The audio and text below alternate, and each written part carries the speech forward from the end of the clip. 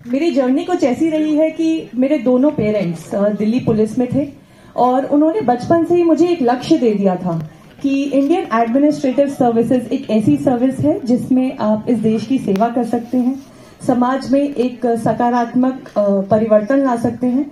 तो वहां से मेरी जर्नी स्टार्ट हुई थी। लेकिन उन्होंने मुझे कभी फोर्स नहीं किया इस चीज के लिए। उन्होंने मुझे फ्रीडम दी कि मैं वहां तक कैसे पहुंचूंगी। तो इसके लिए मैं कहना चाहूंगी कि परिवार का सहयोग बहुत इंपॉर्टेंट होता है। जिस भी प्रकार का सहयोग मुझे चाहिए था, चाहे वो आर्थिक हो या इमोशनल हो, मेरे पेरेंट्स ने वो मेरे को प्रोवाइड किया। जब मैंने इसकी प्रिपरेशन स्टार्ट करी थी और मेरी 8वीं रैंक आई तो खुशी तो बहुत हुई थी कि एक बहुत ही टफ एग्जाम मैंने क्रैक किया है।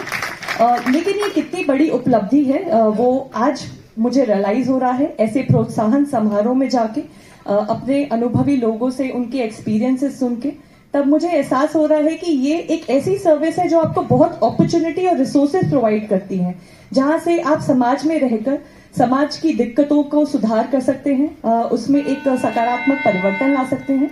तो इसी सेवा भाव से मैं इस सर्विस में एंटर करूंगी और मैं आशा रखती हूं कि सभी की अपेक्षाओं पे मैं खड़ी उतरूं। धन्यवाद।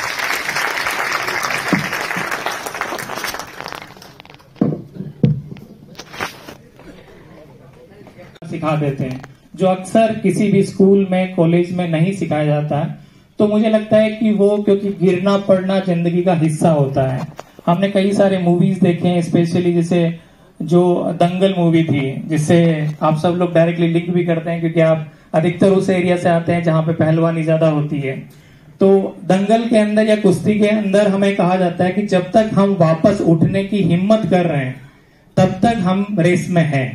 अगर वो जो काउंट करते हैं रेफरी, अगर वो उन्होंने पूरा काउंट कर लिया और हम उठने से मना कर देते हैं तो हम गिर जाते हैं और वो रेस वो इवेंट खत्म हो जाता है। लेकिन अगर हम वापस उठने की हिम्मत कर रहे हैं तो सफलता हमें मिलती है। और ऐसे ढेरों एग्जाम्पल है। इस बार भी हमारे एक साथी हैं जो 16वें अटेम्प्ट में सेलेक्ट हुए हैं।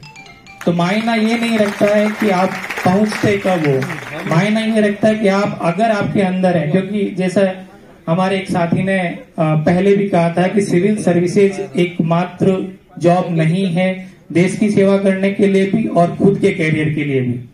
लेकिन अगर आपके अंदर वो चीज है, वो जिद है कि नहीं मुझे करना है और आप इतना वक्त और इतना स्टेमिना इसमें देने के लिए सक्षम हैं तो आपको करना चाहिए। क्यों? क्योंकि ये आपके आगे के सारे कॉन्फिडेंस के लिए, आगे के आप जो भी निर्णय लोगे उसमें अपने आप को एक आत्मविश्वास ये देता है। तो इसलिए मेरा ये रिक्वेस्ट है आपसे कि बच्चों की फेलियर जो भी होती है आप उनसे बात कीजिए, उनके रीजन्स आइडेंटिफाई कीजिए, उन्हें सपोर्ट कीजिए।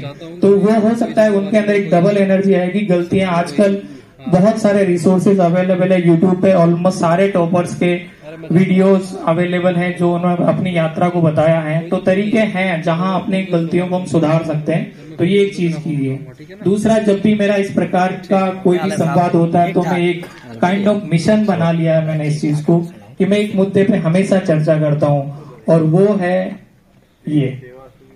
क्योंकि मुझे लगता है कि आज इसका इम्पोर्टेंस बहुत लोग नहीं समझ रहे हैं और अधिकतर स्पेशली छोटे बच्चे जो अपने घर में सब जगह होते हैं। आजकल मैं देखता हूँ हर घर में बिना फोन के बच्चे खाना भी नहीं खाते हैं और अगर उन्हें रोको तो बहुत सारी घटनाएं और मैं कहूंगा दुर्घटनाएं हमें मीडिया में, अखबारों में सुनने को मिलती है। तो इसका पॉजिटिव, क्योंकि कोई भी डिवाइस, कोई भी टेक्नोलॉजी होती है वो हमेशा न्यूट्रल होती है। हम उसका फायदा कैसे उठाते हैं, कैसे करते हैं, ये हमारे ऊपर डिपेंड करता है। तो इसलिए आप उनसे बात कीजिए, इसके सकारात्मक इस्तेमालों पे कीजिए और थोड़ा सा इस चीज को लिमिट कीजिए। क्योंकि हम तो हो सकता है पहले निकल गए, उस वक्त मोबाइल इतना नहीं था, लेकिन अब मुझे लगता है कि ये एक बड़ा कॉम्पिटिटर के रूप में आ रहा है कि बाकी लोगों से तो कॉम्पिटिशन होता ही है लेकिन ये हमें थोड़ा और पीछे खींचता है। तो अगर हमें इसका सकारात्मक इस्तेमाल नहीं करेंगे तो काफी बड़ा नुकसान हो सकता है। तो इस प्रकार बहुत सारी चीजें हैं जो मुझे अपने साथी लोगों से भी सीखने को मिली। आपके अनुभवों से भी मैं आगे और लाभान्वित होऊंगा, इस उम्मीद के साथ मैं एक दुष्यंत कुमार का शेर है उसके साथ मैं अपनी वाणी को विराम दूंगा। आप सब लोगों ने सुना होगा शायद। हो गई है पीर पर्वत से पिघलनी चाहिए, इस हिमालय से भी कोई गंगा निकलनी चाहिए। हो गई है पीर पर्वत से पिघलनी चाहिए, इस हिमालय से कोई गंगा निकलनी चाहिए। आज ये दीवार पर्दों की तरह हिलने लगी, मगर शर्त ये थी कि बुनियाद हिलनी चाहिए। सिर्फ हंगामा खड़ा करना मेरा मकसद नहीं है, कोशिश है कि ये सूरत बदलनी चाहिए। मेरे सीने में नहीं तेरे सीने में सही, हो कहीं भी आग लेकिन आग लगनी चाहिए। एक बार पुनः मैं सभी आयोजकों को बहुत बहुत धन्यवाद।